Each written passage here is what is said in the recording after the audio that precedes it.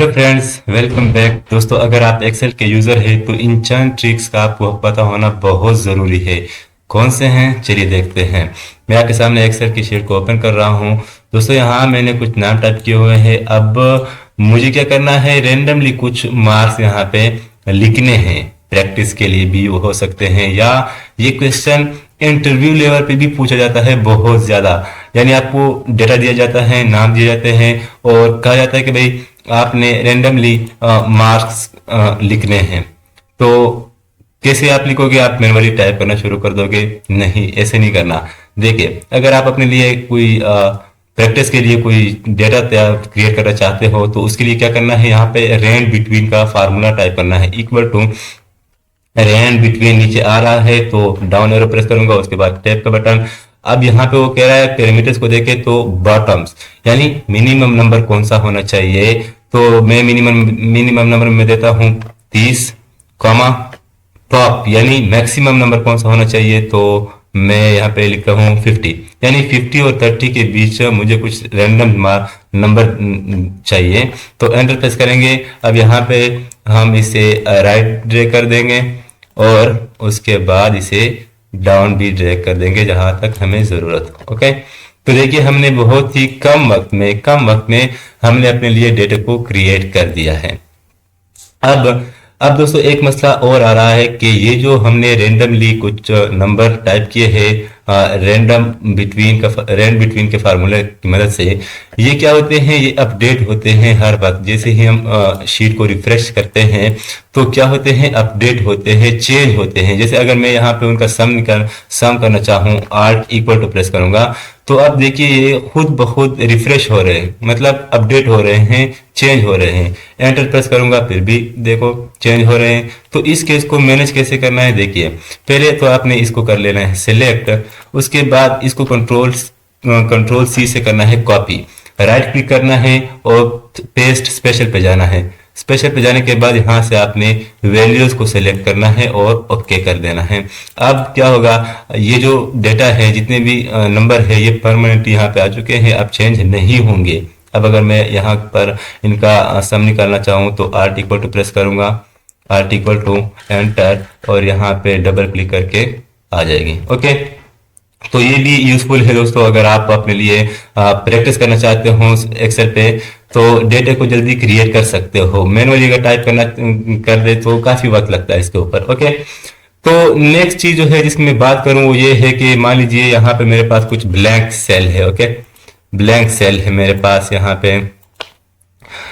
अब अगर कोई आपसे पूछे कि ये जो ब्लैंक सेल है आपके डेटे में, इसमें 0 लिख देना है या कोई भी नंबर हो सकता है। अगर आपसे पूछे 0 लिख देना है तो क्या करोगे, मैनुअली टाइप करना शुरू करोगे? नहीं, इसके लिए एक ट्रिक है। करना क्या है, आपने पहले डेटा को कर लेना है सिलेक्ट, उसके बाद कीबोर्ड से कंट्रोल जी प्रेस करना है और यहाँ पे आना है स्पेशल के ऊपर।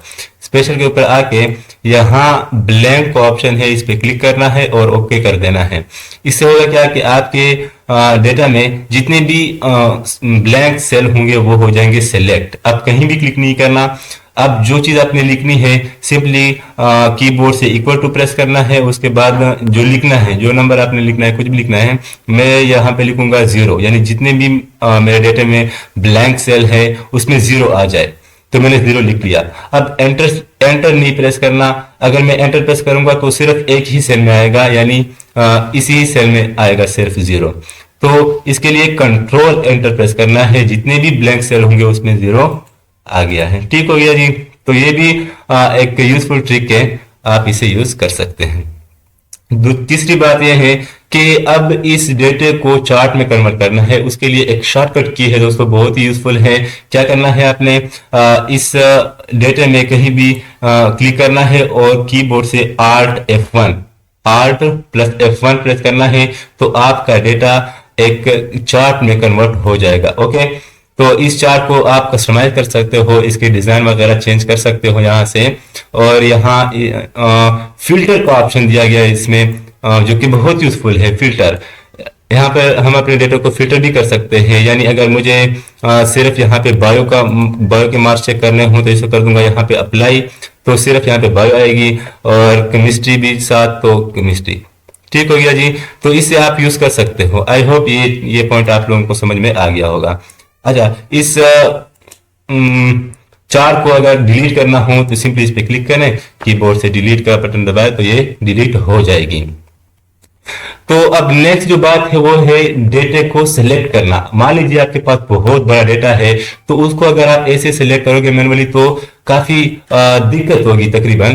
तो इसीलिए क्या करना है, आपने पहले सेल पे क्लिक करना है, उसके बाद कीबोर्ड से कंट्रोल शिफ्ट को दबा के रखना, उसके बाद डाउन एरो प्रेस करना है और उसके बाद राइट एरो प्रेस करना है। आपका जितना डेटा होगा बस उतना ही सिलेक्ट हो जाएगा। ओके, तो ये चीज आपको समझ में आ गई होगी। अब जो तीसरी बात है वो ये है कि ऑटो फिट कॉलम, यानी अगर आप चाहते हो कि आप सेल में जो भी चीज टाइप करो उसके अकॉर्डिंग ही आपका जो कॉलम है वो फिट हो जाए, तो उसके लिए क्या करना है दोस्तों, आप जिस शीट पे काम कर रहे हो उस पे राइट क्लिक करना है। मैं यहाँ पे राइट क्लिक करूंगा और जाना है आपको व्यू कोड के ऊपर, व्यू कोड के ऊपर जाना है और यहां से दोस्तों जनरल को हटा के वर्कशीट पे जाना है और यहां पर सिर्फ एक छोटा सा कोड लिखना है, cells dot entire, ENTIR, entire column नीचे आ रहा है, सिर्फ आपने टैब का बटन प्रेस करना है, डॉट ऑटो फिट। तो अब इसके बाद इस विंडो को कर देना है क्लोज। अब यहाँ पे आप जो भी देखो खुद ब खुद ये हो गई, अरेंज हो गई, ठीक हो गया। जितना भी इसको स्पेस चाहिए होता है वो खुद ब खुद अरेंज हो जाता है। मतलब मैं यहाँ पे लिख लेता हूँ, कुछ टाइप कर लेता हूँ जो कि सेल से बाहर आ रहा है, जब भी एंटर प्रेस करूंगा तो ये खुद अरेंज हो जाएगा, ठीक हो गया। ऑटो फिट मतलब खुद आपका जो कॉलम है वो फिट हो जाएगा जितना भी आपने टेक्स्ट लिखा हो या कुछ भी लिखा हो सेल में। तो ये चीज भी बहुत ही अहम है, आप इसे यूज कर सकते हैं। ओके फ्रेंड्स, अब जो नेक्स्ट चीज मैं आपको बताने वाला हूं वो है फ्लैश फिल। इसके बारे में आप लोगों ने सुना ही होगा, डीपली मैं उसको एक्सप्लेन नहीं करूंगा, सिर्फ आपको एक डेमो दूंगा यहाँ पे। आप अगर उस चाहते हो कि उस पे एक कंप्लीट वीडियो बनाए तो कमेंट में मुझे जरूर बताइएगा, मैं उस पे वीडियो बनाऊंगा पूरा। तो बहुत ही यूजफुल है दोस्तों, बहुत ही यूजफुल है। उसने जो फ्लैश फिल है उसने काफी सारे फार्मूलाज को पीछे छोड़ दिया है, उनकी सारे फार्मूलाज का काम ना वो अकेला कर सकता है। देखिए यहाँ पे मेरे पास कुछ नाम है जो कि कैपिटल अल्फाबेट में है, यानी अपर केस में है। मुझे क्या करना है, इन सारे के सारे को ना कैपिटल से स्मॉल में कन्वर्ट करना है, यानी लोअर केस में कन्वर्ट करना है। तो उसके लिए फार्मूला है equal to lower, LOWER lower, bracket open, text कर दूंगा सिलेक्ट, एंटर प्रेस कर दूंगा तो इसको ड्रैग एंड ड्रॉप करेंगे ना तो हो जाएगा, ठीक हो गया। लेकिन हम यही काम फ्लैश फिल की मदद से भी कर सकते हैं। कैसे, देखिए मैं इसको कर लेता हूं डिलीट। फ्लैश फिल की मदद से ना हम सिर्फ एक्सेल को समझाना है हमने कि हमने काम क्या करना है, हम क्या करना चाहते हैं। बाकी एक्सेल बहुत स्मार्ट है, खुद समझ जाता है कि क्या करना है। देखिए मैं क्या करता हूं, यहाँ पे जो पहला सेल है ना इसको मैं मैन्युअली खुद से लिख लेता हूं स्मॉल अल्फाबेट में, ठीक हो गया। मैंने लिख लिया खुद से, लोअर केस में लिख लिया, एंटर भी प्रेस कर दिया। अब सिर्फ अगर मैं कीबोर्ड से कंट्रोल ई, ये है फ्लैश फिल का शॉर्टकट की है, कंट्रोल ई मैंने प्रेस कर दिया तो सारे के सारे बाकी जितने भी नाम थे वो ऑटोमेटिकली खुद चेंज हो गए हैं। दोस्तों ये जो फ्लैश फिल है इसका बहुत लॉजिकल यूजेस है, बहुत सारे एग्जांपल अगर मैं यहाँ पे एक्सप्लेन करता रहूं तो वीडियो काफी लंबी हो जाएगी। आप अगर चाहें तो मैं इसके ऊपर एक अलग सी वीडियो बना देता हूँ आप लोगों के लिए।